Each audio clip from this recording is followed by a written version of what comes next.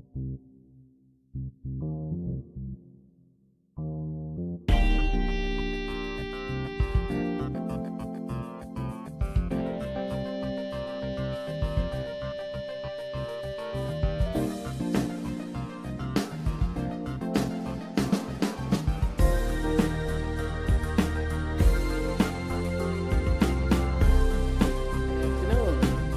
is the In My Opinion show. I am Henry Hatter, your host today.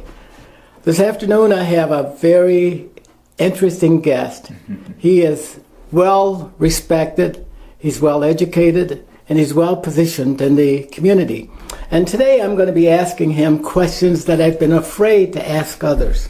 And I know that he will do a great job. Why? Because he's experienced and he's erudite. And he has served. He served on the Democrat State Committee, Central Committee, for the Genesee County Democratic Black Caucus, president of the Greater Flint African American Sports Hall of Fame, the UAW alternate committeeman, a business owner, and a very well positioned person to talk about politics in Genesee County and the state. Welcome, Michael. Thank you, Mr. Hatter. I appreciate that. You made me sound really good there. And I'm working on my eruditeness, whatever that means. But. Okay. Hey, yeah, I'm a lifelong Flint resident.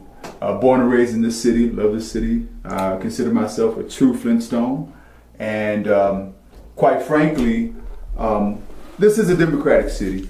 And so I can represent that from all different angles.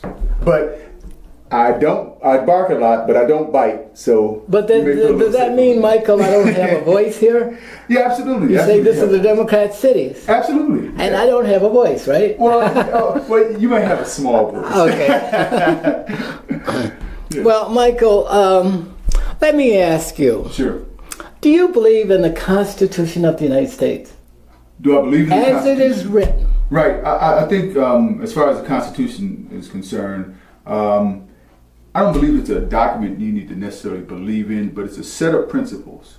And I truly understand and follow the Constitution.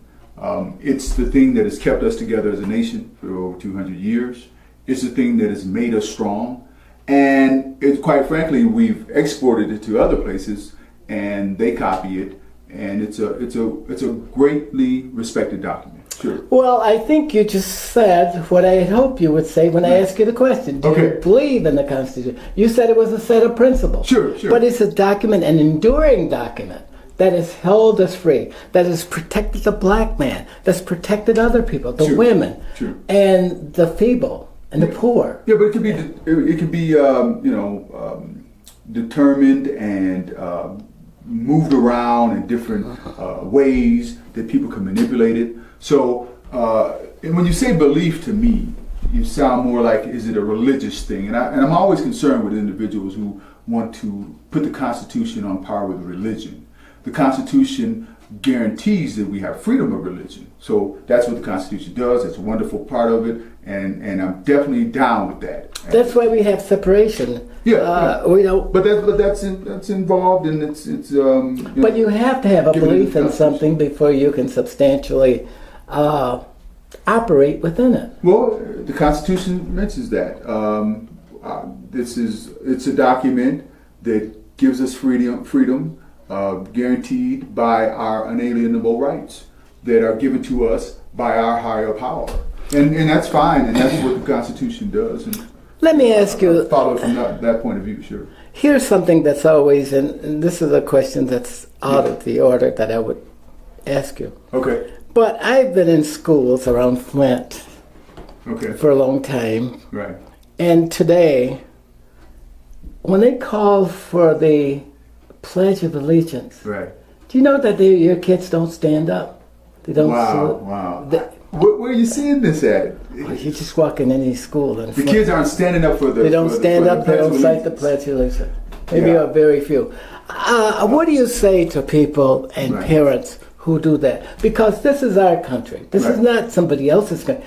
And we must believe in the country, and we must be abided by its principles, because if we don't, then other people won't consider serious. And I agree with that. I mean, the Constitution that we just mentioned allows you to say the pledge or to not say the pledge. But from my own experience, everywhere that I go, no matter whether I'm at African American events, mixed crowd events, people always say the pledge.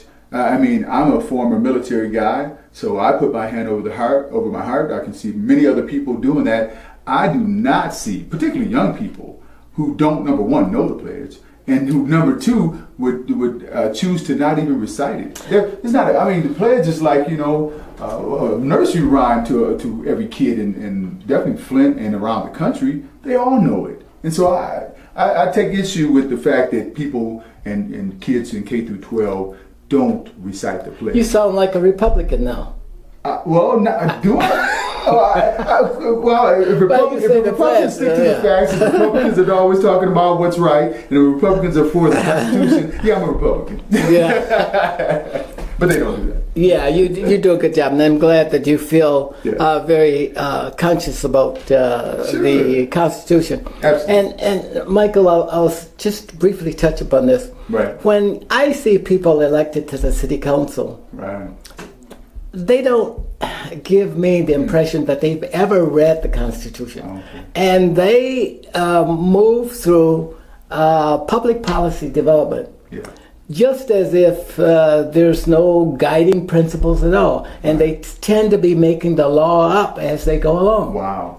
Those are strong words. Yeah, that's right. I don't, and Okay. it's sad because we need to have people in this country who really represent something, in particular people who can be mentors to kids, Definitely. who will become the arithmetic and political majority along with the Hispanics of this country by 2050. Okay. Shouldn't we be teaching our kids something about what they should be doing in order to accept this kind of responsibility in the years ahead? Well, I mean, and this is where I'm going to beat up on Republicans a little bit. So can you allow me a second? Oh, sure. Please do. I'm going to beat up on your fellow Republicans. Quite frankly, we don't take education seriously in this country. It's obvious because of teacher pay, bashing teacher unions, which are dedicated to make sure we have good qualified teachers. Additionally, we don't put the monies towards it like we should. There should be a full-fledged mission for this country, instead of breaking up schools, splitting them apart, funding them by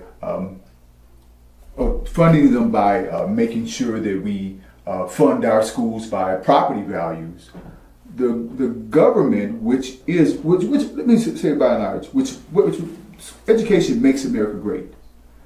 And we don't value it here. And the Republicans at the state legislature and in general, I believe, don't value particularly minority education, but for sure education as a whole, because we don't put the monies towards it. They're always talking about how much it costs. But for something as important as education, the money shouldn't be an issue. We should pay teachers well. They should be rock stars. They should be getting paid like basketball players. And there's an economy to support that.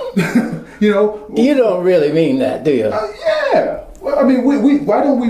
Who is the greatest teacher right now in the country? Do you know her name? Do you know his name?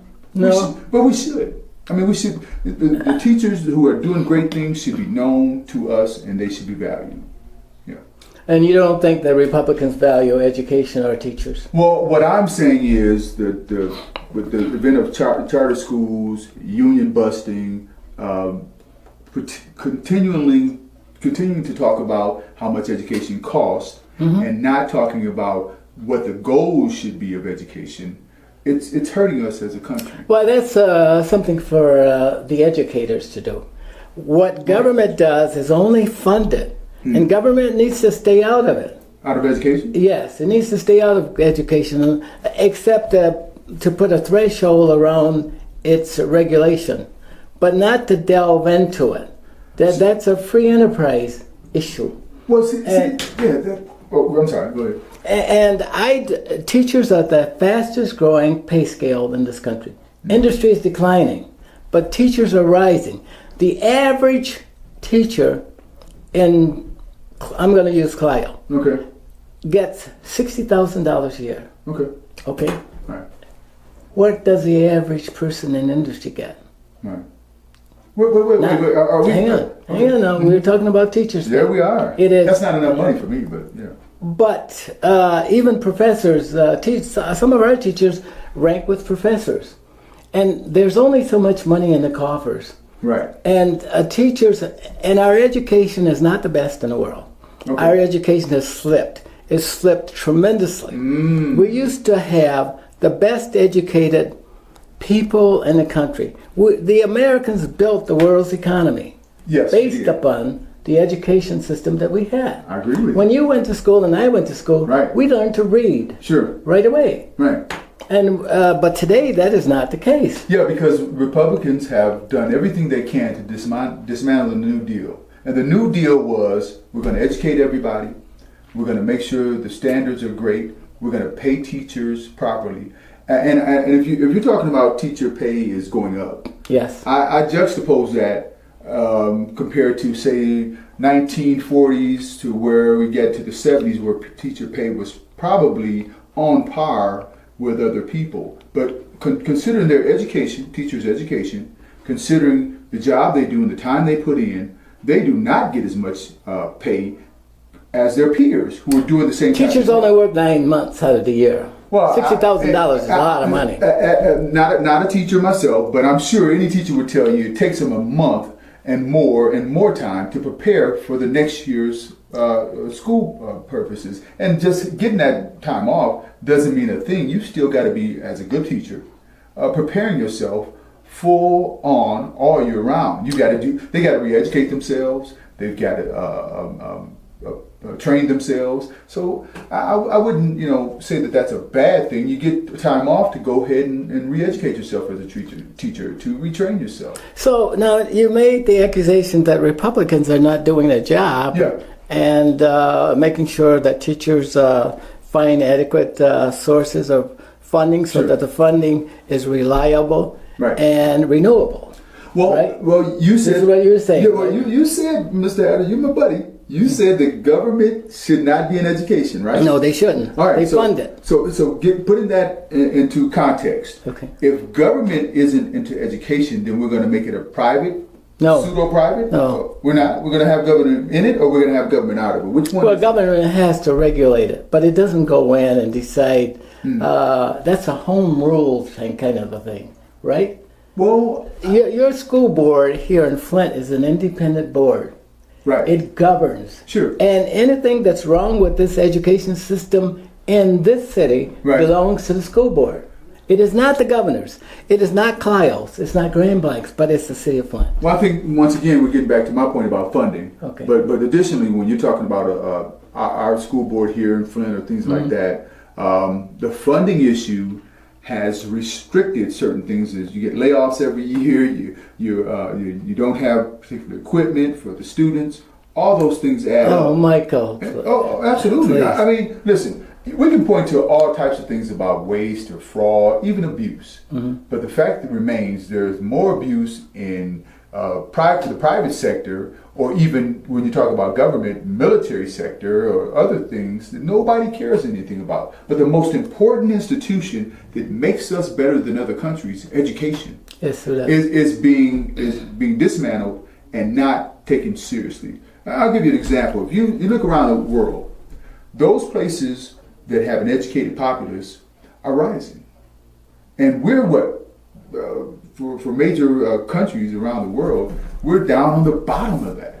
Well, And not quite the bottom. And most of that stems from Republican policies of cutting and union bashing and things like that. I can name one thing that I can say that Democrats do by themselves, or are they blamed by themselves? They're blamed by themselves. Okay. No, Not one thing. because no, nothing. I cannot. Well, Not that everything they do is perfect, Right. but that's something Near perfect, but- that everybody has to engage in Yeah. and accept responsibility for.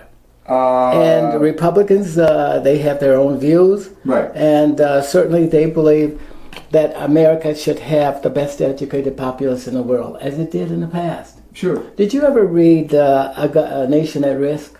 No, I never did. No. Okay, you should. When you get a chance, you should read A Nation at Risk, because it talks about the school system, its failings. Right.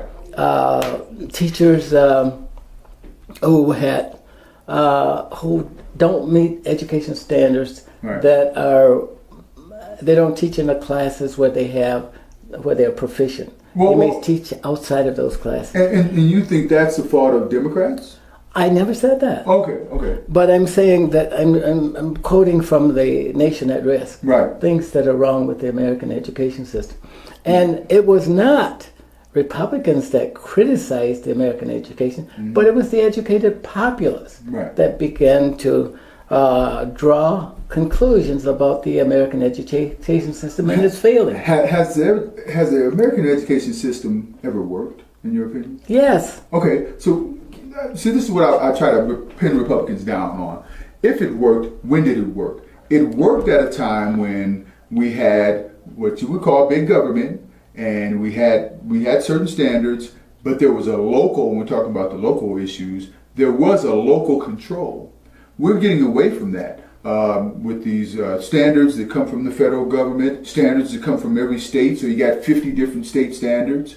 And so once we get back to a point where we have a nation dedicated towards making sure education is the number one priority for all of our children, no matter where they are, whether they're in the Appalachian states or whether they're in deep sections of Florida, whether they're in California or Alaska, we should care about all our kids. I think we do. Now, Michael, Okay. here's something else. Sure. While we were talking about this is a very healthy conversation. Gotcha. And we have needed to have this conversation Yes. for many years. Yep. But nobody will step up and have this conversation. Yeah. And one of the things, as you know, inner cities Yeah. have the worst education systems in the country. Yeah. And it's not only just Flint or Detroit or Los Angeles, Chicago, and all of those, Atlanta, Right. but all of them perform poorly. Yeah. And the That hasn't always majority, been the case, though, has it? well, not when we were a segregated system. Uh-oh. Yeah. We want to go back to segregation? No, I don't want to go back there. Nobody wants to go back there. Okay, all right. No, but I'm saying Right. that blacks did quite well with their populations for what they had. They had challenges, but they did teach the kids how to read. Yeah. They didn't have all of the resources that they do have today, and we made a lot of progress. Yeah, we But made the point a I want tremendous amount of to, progress. but the point I want to make, Sure. we should be equal We should be. to everybody. We should be able to accomplish the Yeah. same things that Asian Americans and white Americans Yeah. and Hispanics and Well, I mean, Middle Eastern. Are we But discounting the fact that we do have an African American president who's highly educated, he and his wife? I mean, there are many, many success stories. Even if you want to talk about a Republican like Dr. Ben Carson, there are many educated African Americans, and they're coming through the pipeline all the time. I think sometimes we concentrate on the negative and not accentuate the But positive. if you don't recognize that there is a negative, Yeah. you will never improve. So let me go there. Okay. But there's a greater populace of individuals who are not getting educated.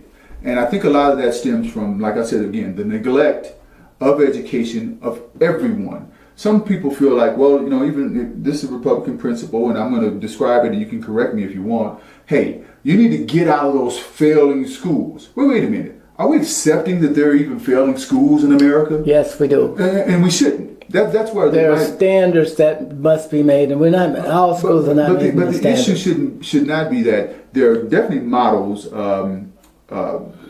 to find out what works, and wherever we think we have a failing school, we should automatically go in and turn it around, and that should be our Who priority. should do it? The populace, which is The local controlled people. absolutely, and Why aren't they doing it? Flint is a great example. So let me get back to that point once again. Republican policies, and we even see this right here in Michigan. We don't have Republicans in Genesee County. Well, I am the only Republican in but the Genesee state County. government chokes off Flint.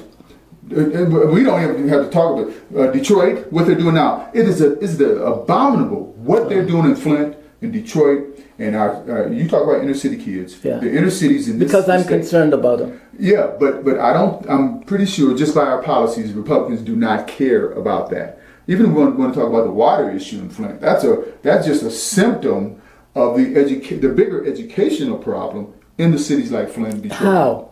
Because the funding, once again, getting back to my point about the government of the state, the Republicans who've been running this state for years, care not about the inner cities and the education of those kids in that inner city. Not a dime, because they don't put the resources into them. But resources come from local taxes. All right, so that now you get to another point of mine.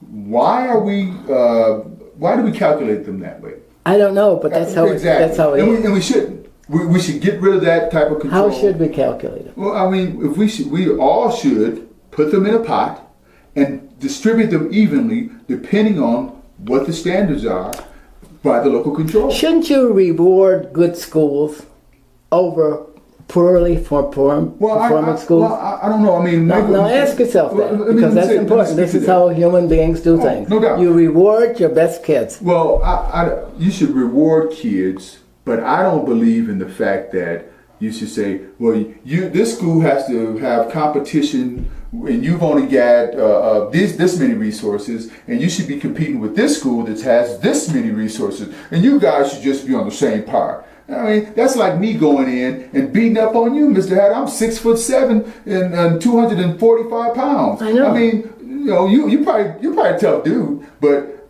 nobody would think right off the bat that, yeah, Mike's going to be able to get beat up by Mr. Hatter. You might know karate. Mike might be a bully. I don't know. And I don't see Mike as doing that. No. But I'm saying just competition in education is not necessarily the issue. The issue should be making sure that everyone has the proper resources.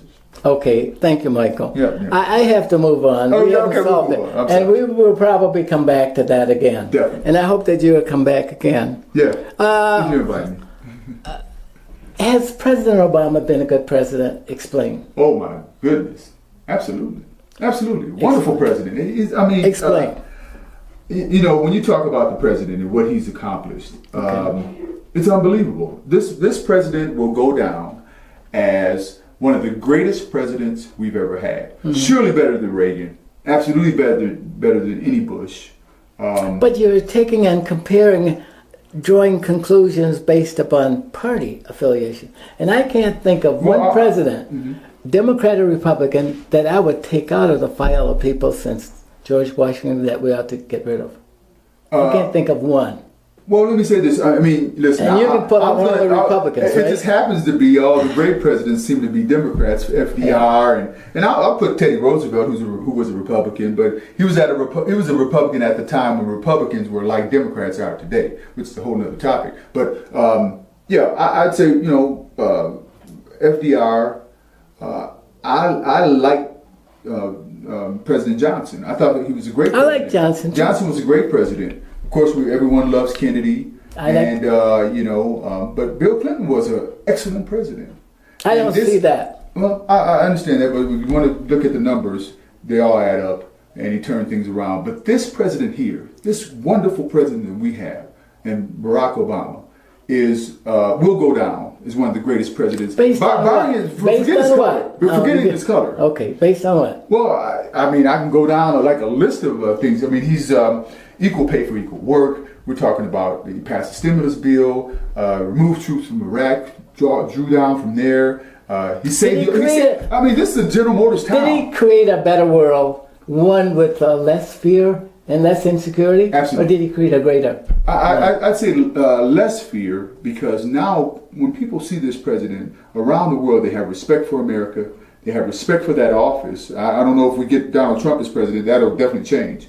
But he has shown us as a country that we can be proud of our president again. That's a wonderful thing. I mean, you want to be able to have the guy that goes out and represents you. You don't have to worry about him being... well, let me ask you this, Michael. Sure. Can you think of one blunder that the president has made that would otherwise detract from his greatness? President Obama? Yes. He's almost batting like a pitching a no-hitter. Nobody he's almost, pitches a almost no-hitter. perfect. And, No, not even George Washington and anybody else. You can go back and pull out these nuances where they blundered all the way through and stumbled. Republicans and Democrats. But you can't think of anything that Obama has done that. We should let history decide that. But in the interim, I mean, think about the economy and how it's been turned around.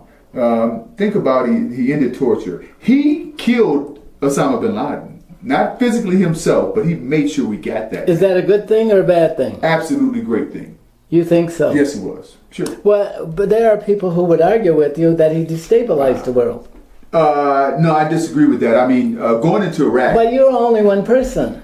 Well, I think The rest of the world says that was a big blunder. There are millions of people who agree with Michael Harris. They said, "Yeah, I agree with that dude right there. Just what he said. I agree with that." Sure. Okay.